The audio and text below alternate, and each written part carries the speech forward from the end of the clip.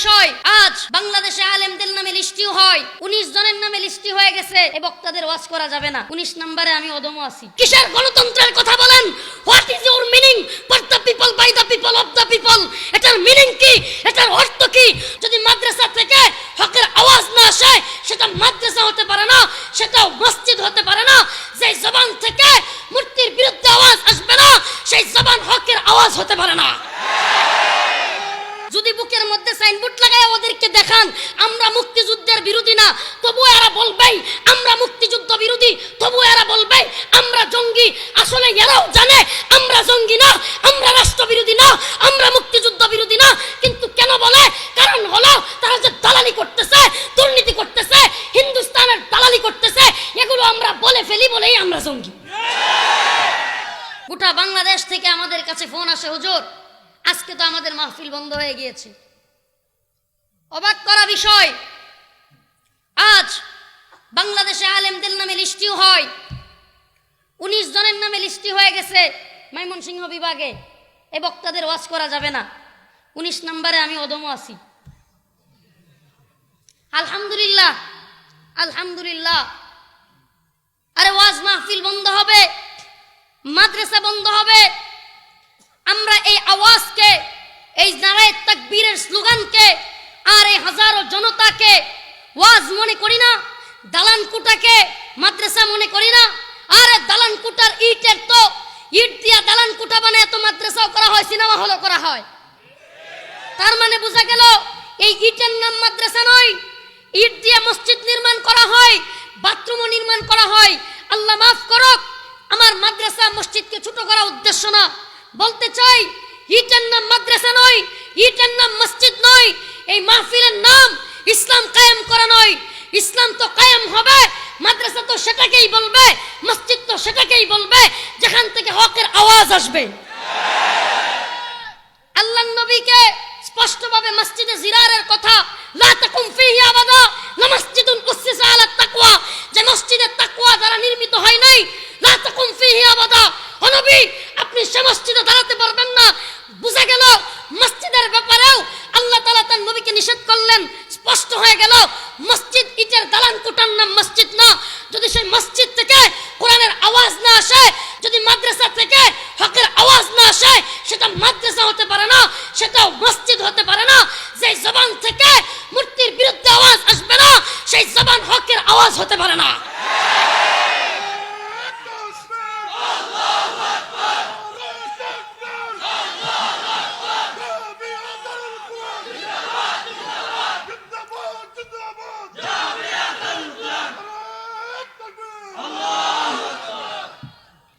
প্রিয় মুসলমান ভাইরা, আপনাদেরকে এজন্য শুকরিয়া আদায় করার কথা বলেছি। অনেক বেশি শুকরিয়া আদায় করেন।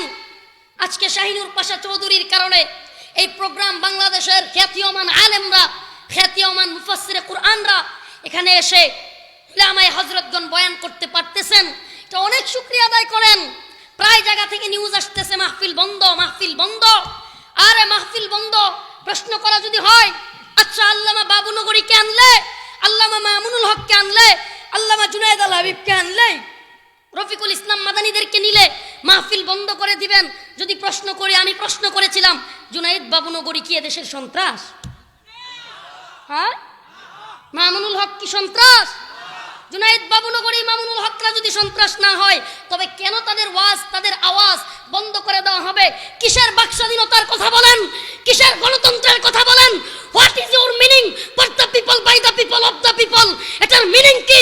এটার অর্থ কি? যদি অর্থ হয়, গণতন্ত্রের অর্থ হয় নিজের ব্যক্তি মতামত জাহির করতে পারবে, তাহলে যে কোনো মতামত, যে কোনো ব্যক্তি সে মতামত পেশ করার অধিকার রাখলে, আপনারা যদি গণতন্ত্রের স্লোগান দেন, for the people, by the people, of the পিপলের স্লোগান দেন, আমি তো বলবো যে কোনো লোক বিরোধী পথমত থাকবে, বিরোধীর কথা বলবে, সে ব্যক্তি তো জ্ঞানী মানুষ।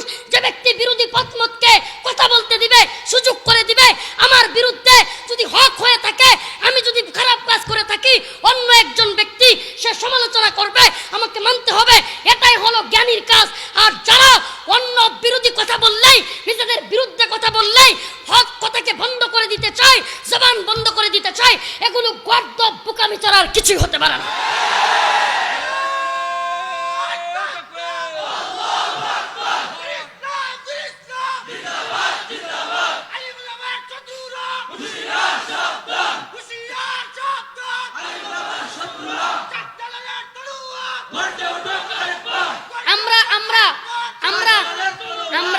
বারবার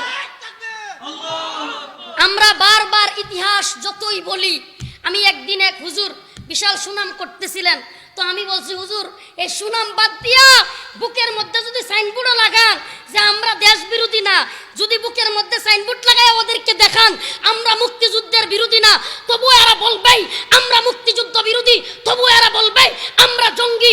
আসলে এরাও জানে আমরা জঙ্গি না, আমরা রাষ্ট্রবিরোধী না, আমরা মুক্তিযুদ্ধ বিরোধী না, কিন্তু কেন বলে? কারণ হলো তারা যে দালালি করতেছে, দুর্নীতি করতেছে, হিন্দুস্তানের দালালি করতেছে, এগুলো আমরা বলে ফেলি বলেই আমরা জঙ্গি। হুজুররা বলি হুজুর আমনে কি সাফাই গান, অমুক হুজুরে তুমুক হুজুরে মাঝে মাঝে পাইলে বলি এত সাফাই গায়েন না, সাফাই দূরে রাখেন, সাইনবোর্ড বুকে ঝুলাইও যদি বলেন আমরা মুক্তিযুদ্ধের বিরুদ্ধে শক্তি না, তবু এরা বলবে জঙ্গি, মুক্তিযুদ্ধের বিরুদ্ধে শক্তি। কারণ কি? হোয়াট ইজ ইউর মিনিং এই জঙ্গিবাদের? এদের অর্থ হলো তুমি যদি আমাদের পক্ষে বলো তাইলেই স্বাধীনতার পক্ষের লোক, তুমি যদি আমাদের পক্ষে বলো তাইলে মুক্তিযুদ্ধ, বিরুদ্ধে বললেই রাজাকার। পক্ষে বললে কি 1971 পরে জন্ম হইলো তুমি মুক্তিযোদ্ধা, সমস্যা নাই। যদি বিরুদ্ধে বলো 1971 না 1980 পরেও যদি জন্ম হয় তবু রাজাকার। এই যদি হয় রাজাকার আর মুক্তিযোদ্ধার মিনিং, তাহলে আমাদের কিছু বলার নাই, করারও নাই।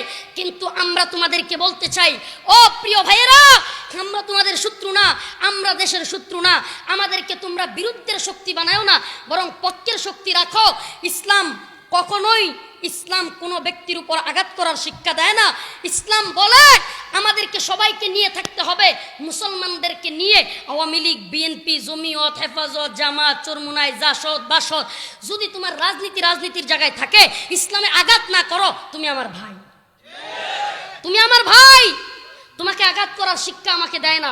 তবে হ্যাঁ, যদি তোমরা আমাদের ইসলামের উপর আঘাত করো, মসজিদ মাদ্রাসার বিরুদ্ধে কথা বলো, ইসলামকে মিটিয়ে দিতে চাও, তবে তো আমার আল্লাহর কোরআন দেখতে হবে। কোরআন তো বলেছে উদিনা লিল্লাযিনা ইউকাতালুনা বিআন্নাহুম যুলিমু, উদিনা লিল্লাযিনা ইউকাতালুনা বিআন্নাহুম যুলিমু। তবে তো আমাকে কোরআনের দিকে তাকায় দেখতে হবে। যে ব্যক্তি ইসলামের উপর আঘাত করবে, উদিনা লিল্লাযিনা ইউকাতালুনা বিআন্নাহুম যুলিমু, যে ব্যক্তি মুসলমানদের উপর জুলুম করবে তার বিরুদ্ধে যুদ্ধে লিপ্ত হওয়া তো কোরআনের ঘোষণা। তো আমি বসে থাকতে পারবো না। প্রিয় ভাইরা আমার, আজকে আমাদেরকে অপব্যাখ্যা শুনতে হয়। যত ধরনের সেকুলার লোকরা আছে, সেকুলারিজমের আদর্শ লালন যারা করে, যারা নাকি ধর্ম নিরপেক্ষতার স্লোগান দেয়, এরা মুসলমানদের বিরুদ্ধে দুইটা জিনিস দিয়া দলিল দেয়, কোরআনের দুইটা রেফারেন্স দিয়া আমাদের বিরুদ্ধে দলিল দেয়। একটা হলো লাকুম দীনুকুম ওয়ালিয়া দিন, আর একটা হলো লা ইকরাহা ফিদ্দিন। দুইটা দলিল এরা পেশ করবে। আমি কোরআনের এই আয়াত যখন পড়েছিলাম, হুদাল্লিল মুত্তাকিন, আমি একটু বাস্তব যা বলি, আমার একটু মনের মধ্যে একটু হয়েছিল, মানে পরিপূর্ণ বুঝে আসে না। কোরআন হুদাল্লিল মুত্তাকিন হবে কেন? শুধু মুত্তাকিনদের জন্য হেদায়েত কেন হবে কোরআন?